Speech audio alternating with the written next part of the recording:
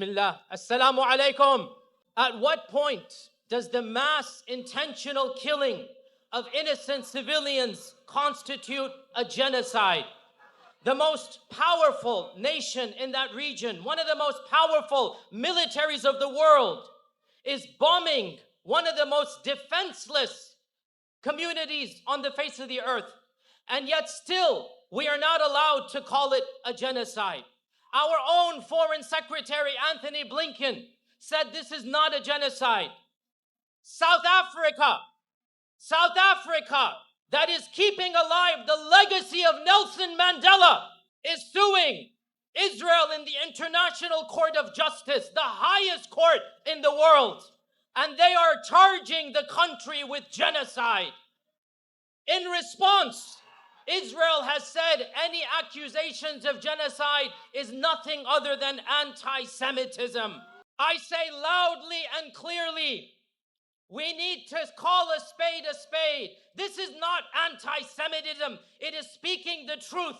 The Palestinian people are live tweeting their own genocide. They're uploading images of their own massacres. Never in human history have we seen a genocide occur as vividly, in color, in living memory as we have of the Palestinian genocide. What else should we call it when 25% of Gaza has been destroyed? Genocide!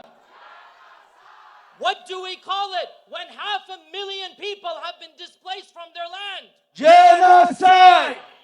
What do we call it when 200 bombs of 2 tons each have been dropped in a small area of 2 kilometers? Genocide! What do we call it when the Prime Minister of Israel himself uses biblical motifs? Genocide! What do we call it when the Foreign Secretary and the Foreign Minister of Israel literally calls Palestinians animals? Genocide! All of this is nothing other than genocide.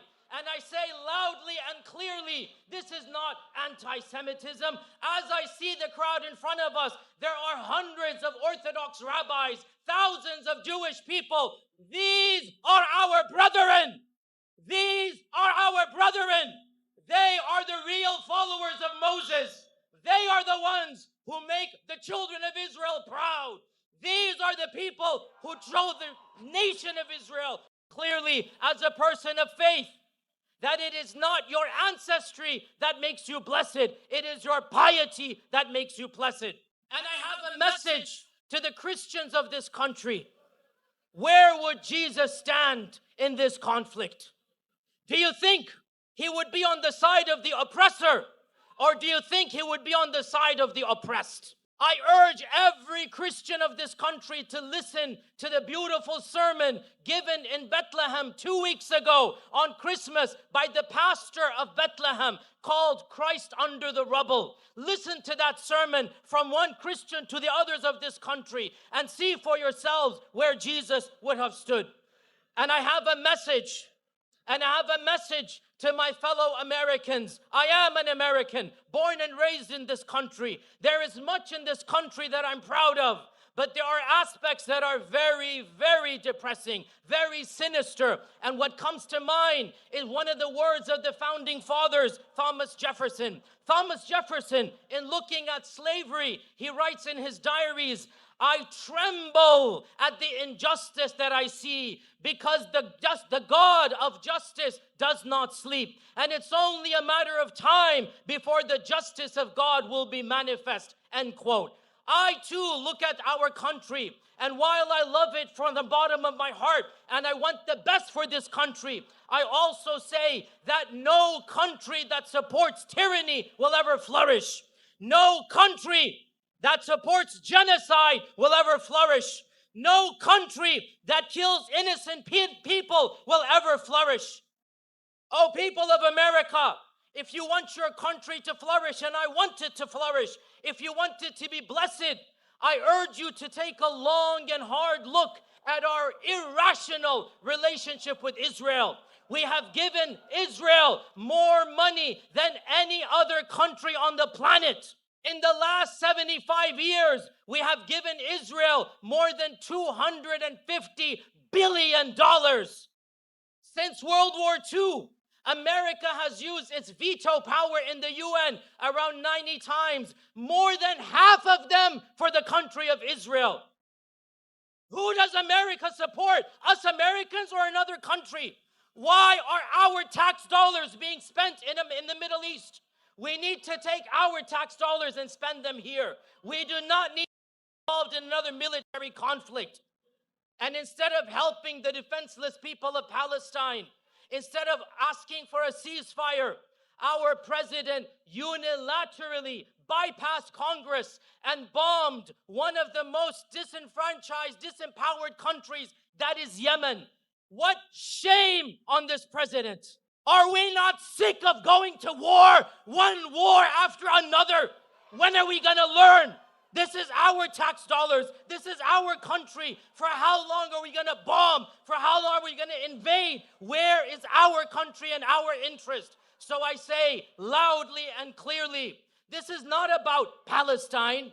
This is not about Arabs. This is not about Muslims. This is about us as a human people. This is about us as Americans. Are we going to sit by idly as we watch another genocide? 75 years ago, we heard the slogan, never again.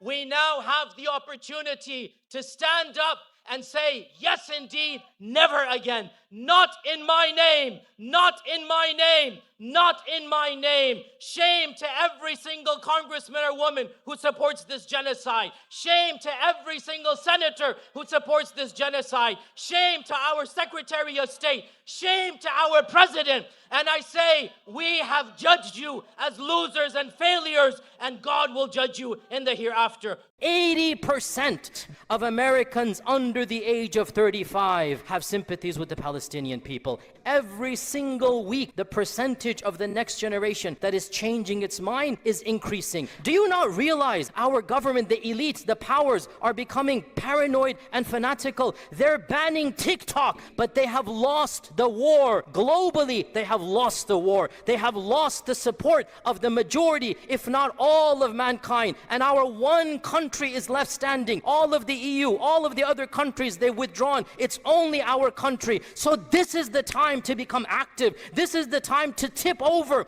We are the only Muslim community in the world that has the legal and civil rights to change from within. And you want to abandon and go somewhere else? No. My advice to you, take that anger, take that guilt and channel it to activism, to social media, to changing the hearts and minds. 80%, we want to make it 100%. That's your goal. Wassalam and peace out.